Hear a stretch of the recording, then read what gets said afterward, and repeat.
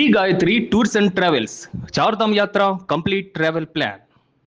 Maoist party అగ్రనేత మిసిర్ బెస్రా అజ్ఞాతంలో ఉన్నారు. సారండా అడవుల్లో మావోయిస్టులపై ఉక్కుపాదం మోపుతోంది కేంద్రం. మిసిర్ బెస్రా అలియాస్ సాగర్కు నెల రోజుల డెడ్ లైన్ విధించింది. నెల రోజుల్లోపు బెస్రా లొంగిపోకుంటే ఎన్కౌంటర్ చేస్తామని డీజీ హెచ్చరించారు. బాలిబా క్యాంపును సందర్శించారు సిఆర్పీఎఫ్ ఎస్డీజీ దీపక్. మిసిర్ బెస్రా తన టీం లక్ష్యంగా ఆపరేషన్ కొనసాగుతోంది.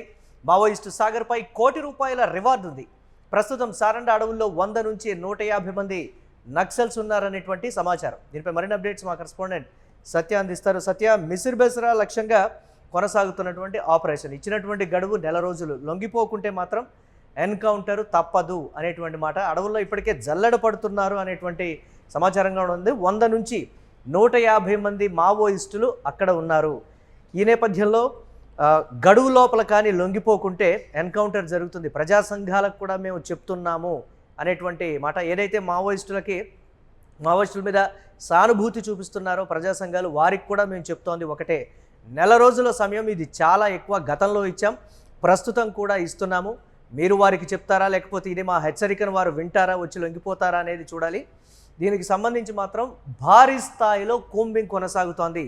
ఏ క్షణం దొరికినా కానీ ఎన్కౌంటర్ తథ్యం అనేటువంటి మాట. ఏంటి పరిణామాన్ని ఏ విధంగా చూడాలంటారు? ఎస్ మురళి, ప్రధానంగా ప్రస్తుతం ఏదైతే మిసిర్ బెస్రాకు సంబంధించి ఆపరేషన్ బ్లాక్ ఫారెస్ట్ అనేది ఉధృతంగా నడుస్తూ ఉంది. దీనికి సంబంధించి పెద్ద ఎత్తున అక్కడ దాదాపు 3000 నుంచి 6000 మంది సిఆర్పిఎఫ్ బృందాలు కావచ్చు, కోబ్రా బృందాలు కావచ్చు, మొత్తం కూడా గాలింపు చర్యలు చేపడతా ఉన్నారు. విస్తృతంగా వాళ్ళు మొత్తం గాలింపు చర్యలు చేస్తూ ఉన్నారు. సో ఈ నేపథ్యంలోనే ఈ ఆపరేషన్ బ్లాక్ ఫారెస్ట్కి సంబంధించి అసలు అక్కడ సిచ్యువేషన్ ఎట్లా ఉంది, ఏం జరుగుతుంది, మరి అప్డేట్స్ ఏంటి, మిసిర్ బెస్రా సంబంధించినటువంటి కదలికలు ఏంటి అని ఆరాధించడానికి కూడా మరి ఏదైతే ఈ బాలిబా క్యాంపును సందర్శించారు CRPF special director general SDG Deepak Kumar ఇక్కడ సందర్శించారు. దాంట్లో భాగంగానే పశ్చిమ సింగ్ భూమ్ జిల్లాలోని సారండా అడవి ప్రాంతంలో ఈ క్యాంపు కూడా నిర్వహిస్తున్నా ఉన్నారు. ఈ క్యాంపుకు సంబంధించినటువంటి మొత్తం కూడా పురోగతి ఏంటి, సో ఇప్పటి వరకు మీరు ఎట్లాంటి అప్డేట్ తీసుకొచ్చినారు, ఇప్పటి వరకు మరి ఏంటి మావోయిస్టుల కదలికలు ఏంటి అని కూడా మొత్తం అక్కడ అడిగి తెలుసుకున్న పరిస్థితి కనబడుతుంది. వాళ్ళతో మాట్లాడిన తర్వాత ఒక డెడ్ లైన్ అనేది విధించారు. సో మరి మిసిర్ బెస్రా కనుక ఖచ్చితంగా ఇప్పటికే మేము ఆపరేషన్ కగార్ అయిపోయిన తర్వాత ఇప్పుడు ఆపరేషన్ బ్లాక్ ఫారెస్ట్ చేపడతా ఉన్నాము. సో దాదాపు ఆయనతో పాటు ఇంకా 150 మంది వరకు కూడా ఉన్నటువంటి మావోయిస్టులు అందరూ కూడా సో ఇక్కడే ఉన్నారని మాకు ఖచ్చితంగా తెలుసు. కానీ కొంత మేము ఏదైతే ఈ గాలింపు చర్యలు చేపడుతున్నామో అక్కడ కొంత దొరకని పరిస్థితి అయితే కనబడుతోంది.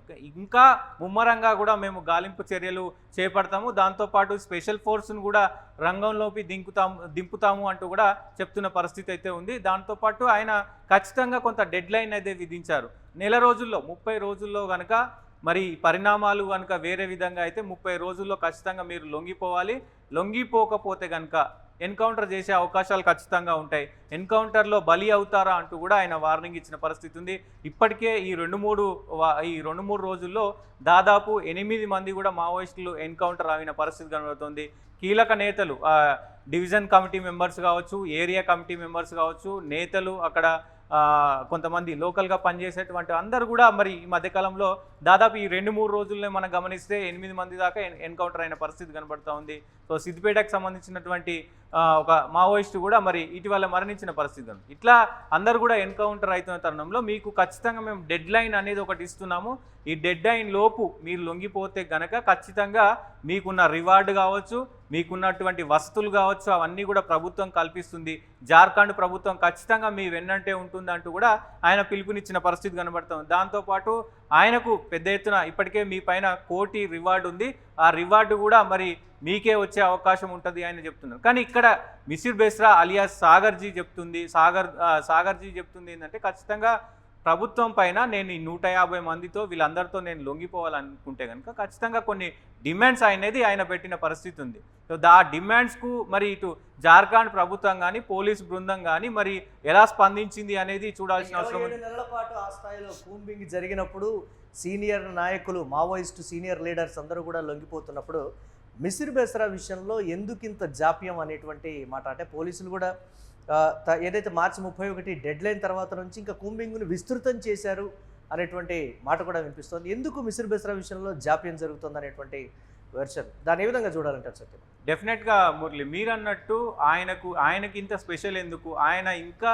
ఎందుకు ఇంత కీలకంగా మావోయిస్ట్ పార్టీల్లో మావోయిస్టుకు సంబంధించినటువంటి కార్యకలాపాల్లో ఉన్నాడు అనేది కనుక చూస్తే ఖచ్చితంగా ఎవరైతే మావోయిస్టు పార్టీకి గతంలో కీలకంగా పనిచేసినటువంటి కిషన్ దా శిష్యుడే మరి ఈ సాగర్జీ కూడా పెద్ద ఎత్తున కిషన్ దా ఏ రకమైనటువంటి వ్యూహ రచనలో చాలా పెద్ద ఎత్తున కీలక వ్యూహ రచనలు చేసేవాడు.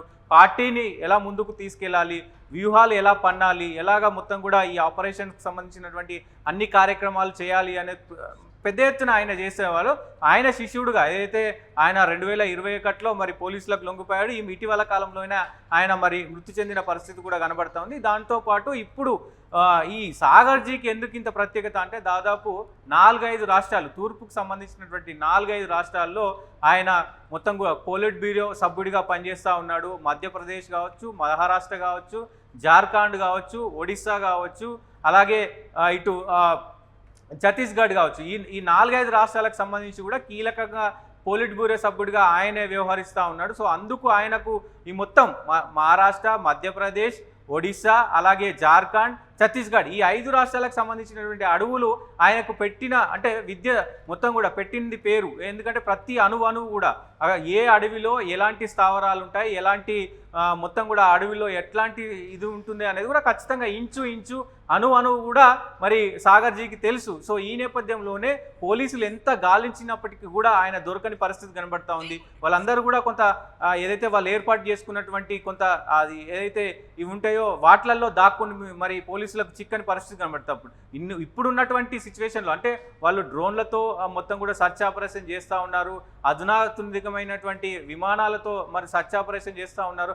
అయినప్పటికీ కూడా విస్తృతంగా గాలింపు చర్యలు, విస్తృతంగా కూబింగ్ నడుస్తున్నప్పటికీ కూడా మరి సాగర్జీ దొరకట్లేదు. అంటే ఎంత కీలకంగా ఆయన ఉన్నారో చూడాల్సిన అవసరం ఉంది. దాంతోపాటు మరి ఆయన పెట్టిన డిమాండ్స్, ప్రధానంగా ఆయన పెట్టిన డిమాండ్స్ ఎందుకు మరి ప్రభుత్వం ఒక బాసట నిలవబోట్లేదు అంటూ కూడా విమర్శలు వస్తున్న పరిస్థితి కనబడుతుంది. ఆయన కొన్ని డిమాండ్లు పెట్టారు, వాళ్ళ ప్రాణాలకు కావచ్చు, వాళ్ళ ఆరోగ్యాలకు సంబంధించి కావచ్చు, కొన్ని సిద్ధాంతాలకు సంబంధించి మేము ఖచ్చితంగా లొంగిపోతాము, మరి కొన్ని సిద్ధాంతాలను కూడా మరి ముందుకు తీసుకెళ్లే ప్రయత్నం చేస్తామంటూ ఆయన రకరకాల అయినటువంటి డిమాండ్స్ని పెట్టినట్టు తెలుస్తూ ఉంది.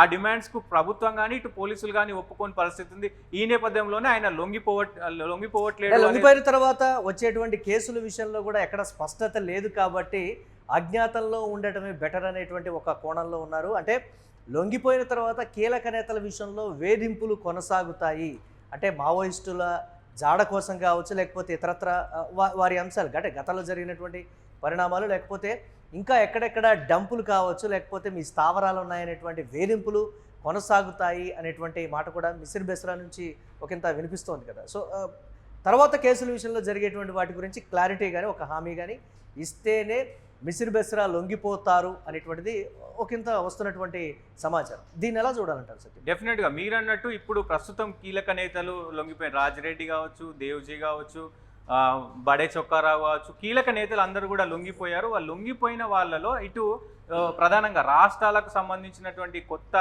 ఒక ఇది తీసుకురావాల్సిన అవసరం ఉంటుంది. అక్కడ మొత్తం జాతీయ స్థాయిలో ఒక జీవో తీసుకురావాల్సిన అవసరం ఉంటుంది, రాష్ట్రంలో ఒక జీవో తీసుకురావాల్సిన అవసరం ఉంటుంది. గతంలో మరి కోవట్టుకులకు సంబంధించినటువంటి ఏదైతే ఎన్కౌంటర్లు ఉన్నాయో ఆ ఎన్కౌంటర్లకు సంబంధించి కూడా మరి అసలు ఎలాంటి వాళ్ళపైన కేసులు ఉన్నాయి ఏంటి అనేది ఒక ప్రత్యేకమైనటువంటి ఒక జీవో ఉంటుంది. ఆ జీవోలు తీసుకురావాల్సిన బాధ్యత ఇటు కేంద్ర ప్రభుత్వం, రాష్ట్ర ప్రభుత్వాల పైన ఉంది. కానీ మరి ఇప్పుడు వాళ్ళు తీసుకొచ్చినటువంటి ఏదైతే ఈ పునర్నివాసం సంబంధించినటువంటి జనజీవన స్రవంతిలో కలిసిపోవాలి అనే ఆ ప్రోగ్రాం ఏదైతే ఉందో దాంట్లో భాగంగా ఈ అన్ని కేసులు ఎత్తేస్తారా, లేకపోతే వేరే కేసులకు మరి ఆ జీవో ద్వారా నిజంగా మరి స్పష్టమైన ఇది ఉండే అవకాశం ఉందా, మరి కోర్టు ఇది ఒప్పుకుంటుందా? ఖచ్చితంగా రాష్ట్ర ప్రభుత్వం, కేంద్ర ప్రభుత్వం తీసుకున్నటువంటి జీవోలను నిజంగా మరి సుప్రీంకోర్టు కానీ హైకోర్టులు కానీ ఖచ్చితంగా ఒప్పుకుంటాయా అనేది ఇక్కడ చర్చనీయాంశంగా మారింది. సో దాంట్లో భాగంగానే ఇవన్నీ కూడా మరి పరిమితులు ఉన్నాయి కాబట్టి ఆయన లొంగిపోవట్లేదు అనేది స్పష్టమవుతున్న పరిస్థితి ఉంది. ఆ డిమాండ్లు నెరవేరుస్తుందా ఏంటి అనేది కూడా మరి చూడాలి. ఉన్న వాళ్ళ పరిస్థితి ఏంటి అనేది కూడా చూడాల్సిన అవసరం ఉంటుంది. చూడాలి నెల రోజుల్లో మరి ఖచ్చితంగా ఆయన లొంగిపోతారా, మరి ఎన్కౌంటర్ అవుతారా అనేది కూడా వేచి చూడాల్సిన అవసరం ఉంది.